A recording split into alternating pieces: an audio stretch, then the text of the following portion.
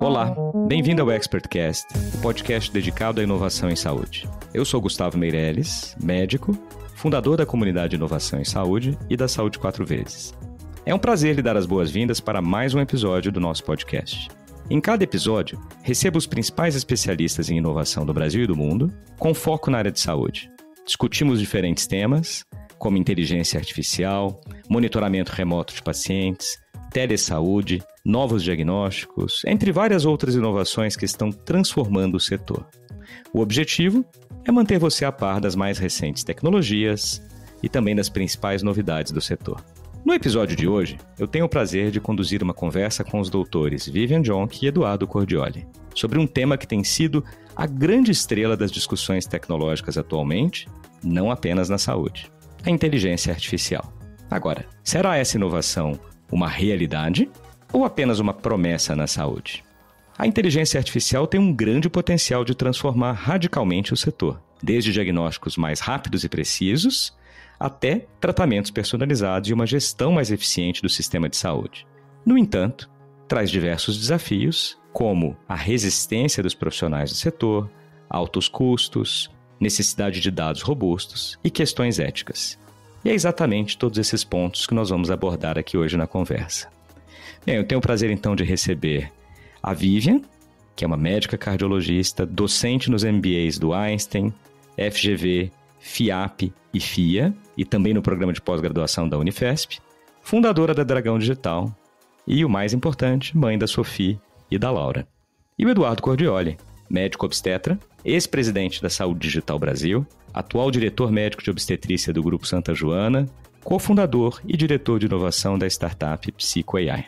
Vivian Cordioli, sejam muito bem-vindos ao ExpertCast. Estou muito feliz de ter vocês dois aqui. Olha, pessoal, inteligência artificial na saúde é um tema que a gente já explorou algumas vezes aqui no ExpertCast e tem espaço para ser explorado ainda diversas outras vezes, porque talvez seja a principal inovação hoje, não só na saúde, né, mas em todos os setores. Eu queria começar aqui pelo Cordioli com a pergunta que é título dos nossos episódios. Inteligência artificial na saúde, a brincadeira vem até do inglês ali, hype or hope, a gente traduziu aqui para promessa ou realidade.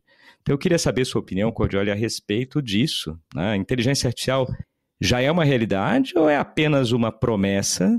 E queria que você trouxesse algum caso, ou mais de um caso aí, já implementado de IA na saúde aqui no Brasil.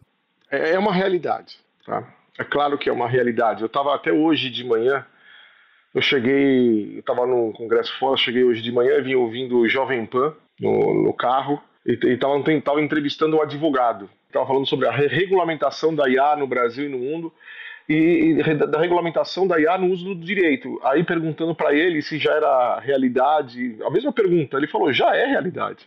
A grande questão é, você pode ter duas atitudes quando você vê uma realidade dessas, que é disruptiva, né? Você pode negar, né? Você pode lutar contra, ou você pode surfar a onda. Eu acredito que toda vez na história da humanidade que a gente está diante de uma grande força disruptiva, e a inteligência artificial na saúde, ela é, quando eu falo disruptiva, é que ela muda muito a forma como a gente faz as coisas.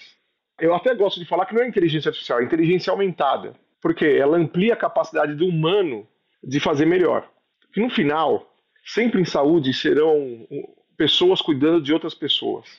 Da mesma forma como na história da medicina teve muita resistência para o uso do estetoscópio, também teve resistência para o uso da telemedicina, teve até certa resistência para o uso dos antibióticos, né?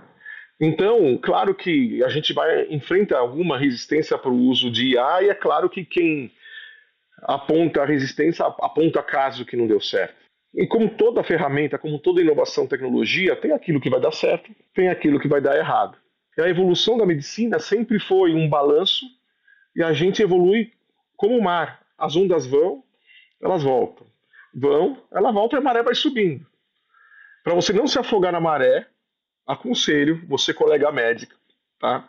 A estudar, ver como é que você pode usar ferramentas de IA, procurar estudar, aprender, fazer curso de como usar até coisas simples de IA, como o Copilot da Microsoft, como você pode se tornar mais produtivo no seu dia a dia. E eu deixo para falar casos depois, senão eu vou ficar falando uma série de casos de projetos que eu já participei e estão dando certo, inclusive a própria startup que eu fui cofundador e sou hoje diretor de inovação assistencial, é inteligência artificial na veia, vamos dizer assim. E o mais interessante, a gente começou na saúde, mas hoje a gente não está mais só na saúde, não. Olha o poder transformador da IA.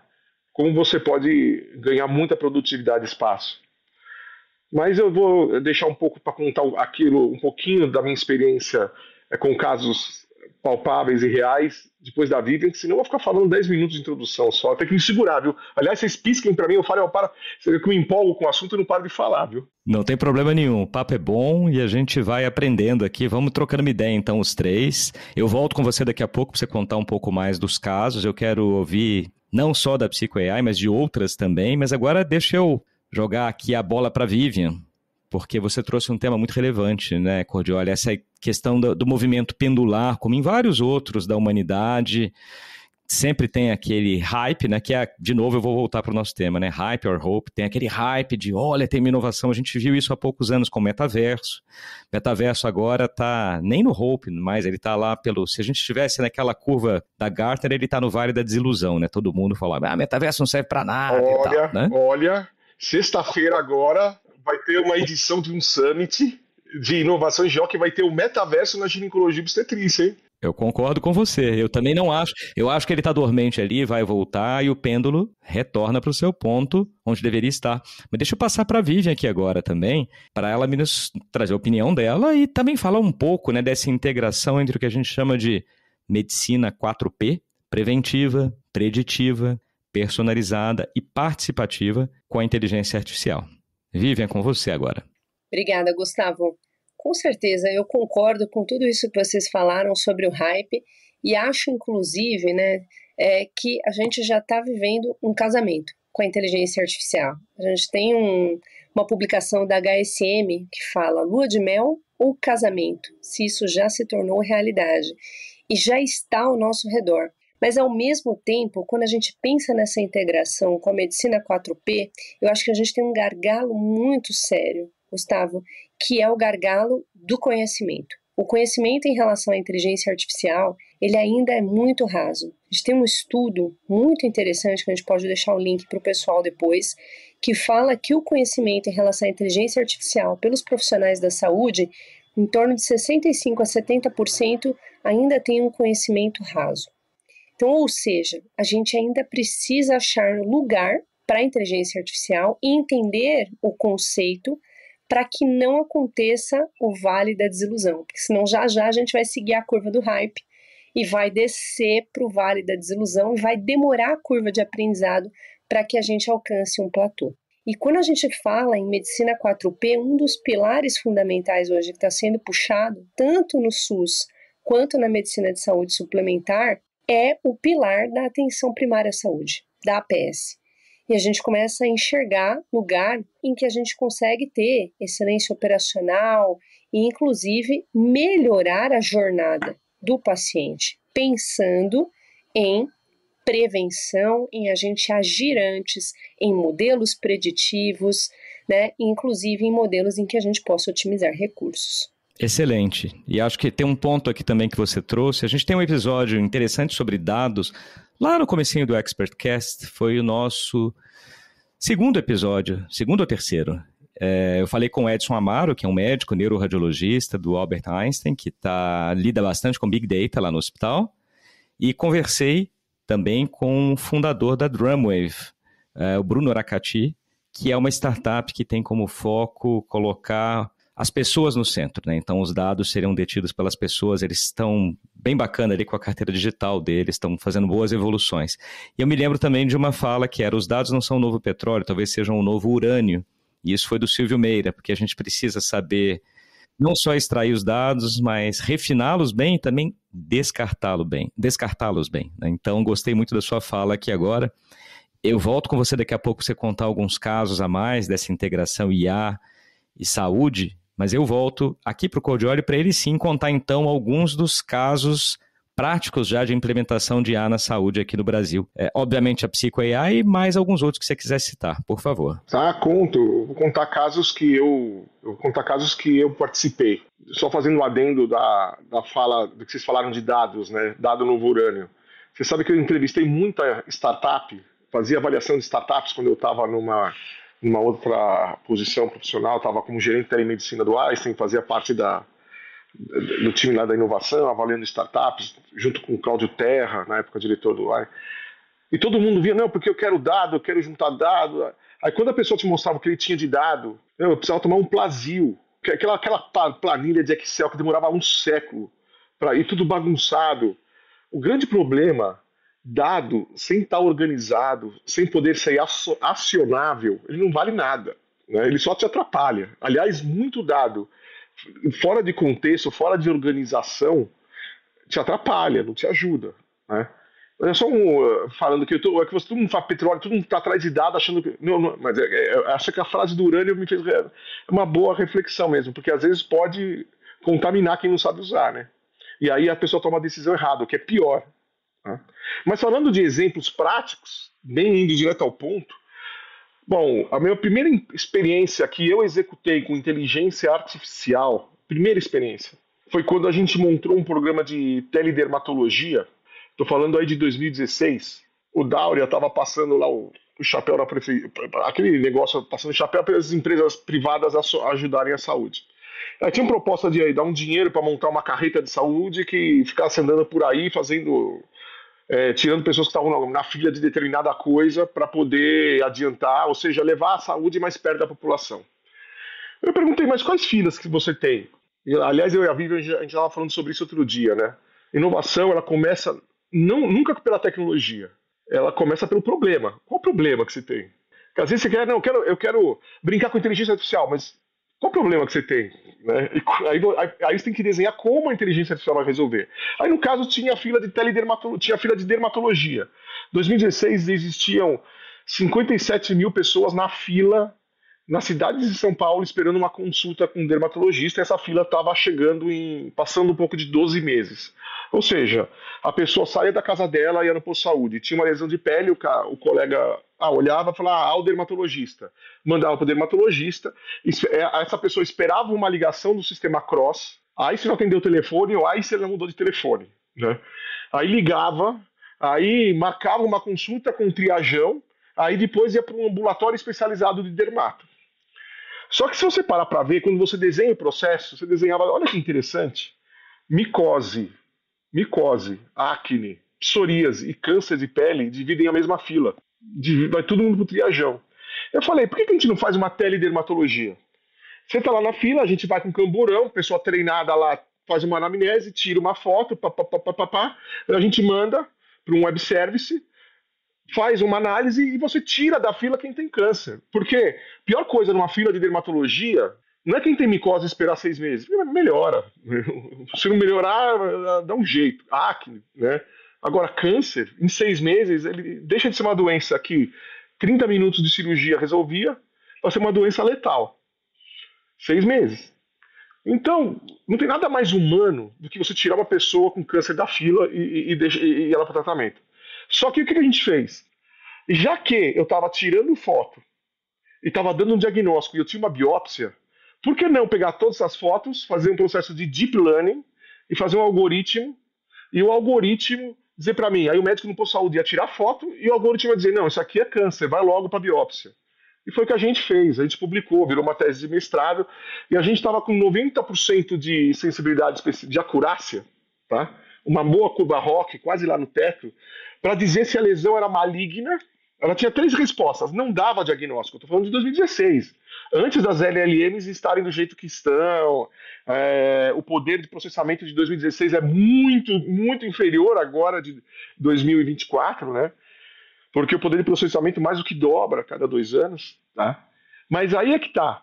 A gente conseguiu montar um algoritmo naquela época, né? Testamos quais redes tinham a melhor acurácia, e o mais interessante, não, mas o que a gente fez numa segunda fase do projeto? A pessoa chegava lá, tirava foto. Aí o algoritmo dizia, não, isso aqui é biópsia, não, isso aqui é consulta com teledermatologia, não, isso aqui precisa marcar com especialista. Aí, olha só que interessante. Mas se a inteligência artificial errar, o que vocês acham que acontece? Nada. Nada. Por quê?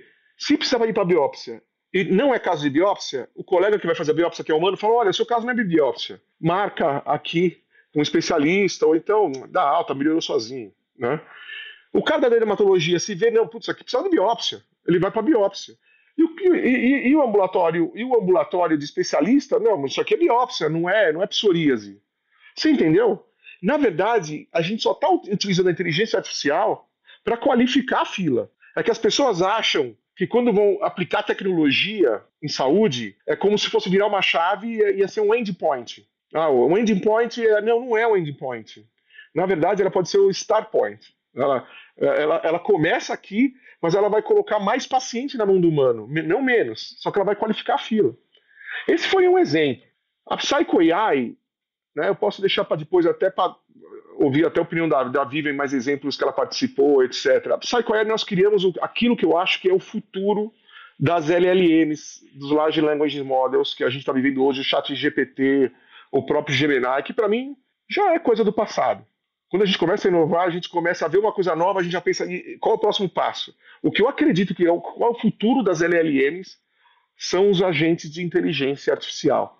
E é o que a gente tem feito na Psycho AI. Nós criamos agentes de inteligência artificial customizados para aquela operação que está demandando. Eu acredito que no futuro, toda empresa tem headcount, não tem, Gustavo? No futuro a gente vai ter AI counting. Interessante. Você trouxe algumas falas interessantes aqui, começando pela AI count, né? E pensando, puxa, eu estou substituindo humanos aqui por algoritmos ou por agentes de inteligência artificial? Não necessariamente, como você muito bem trouxe.